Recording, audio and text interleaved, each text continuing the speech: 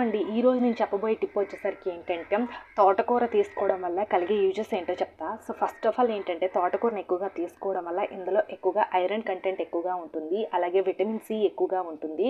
And also మనకి ఏంటంటే ఆ కాల్షియం అనేది ఎక్కువగా ఉంటుంది. దానివల్ల ఏంటంటే బోన్స్ చాలా స్ట్రాంగ్గా ఉంటుంది, అలాగే ఐరన్ కంటెంట్ బాడీలో మనకి బ్లడ్ అనేది చాలా ఎక్కువగా ఇంక్రీజ్ అవుతుంది.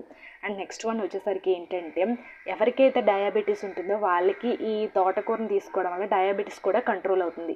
సో ఒకసారి అయితే మీరు ఈ తోటకూరని వీక్లీలో ఒక 3-4 టైమ్స్ అయినా సరే తీసుకోండి. ఇది ఆకుపచ్చ కలర్లో ఉంటుంది, ఎరుపు రంగు కలర్లో ఉంటుంది, గులాబీ కలర్లో ఉంటుంది. అంటే కొంచెం డిఫరెంట్ కలర్స్ 3 టైప్స్గా కలర్స్లో తోటకూర అనేది ఉంటుంది. సో చాలా మంచి హెల్తీ ఫుడ్ తోటకూర అనేది. దీనివల్ల బోన్స్ స్ట్రాంగ్గా మారి ఐరన్ కంటెంట్ అనేది ఎక్కువగా మన బాడీకి అంది, షుగర్ లెవెల్స్ని కూడా తగ్గించి బాడీని హెల్తీగా ఉండేలా చేస్తుంది. కాబట్టి వీక్లీలో ఒక 3-4 టైమ్స్ అయినా సరే తీసుకోండి.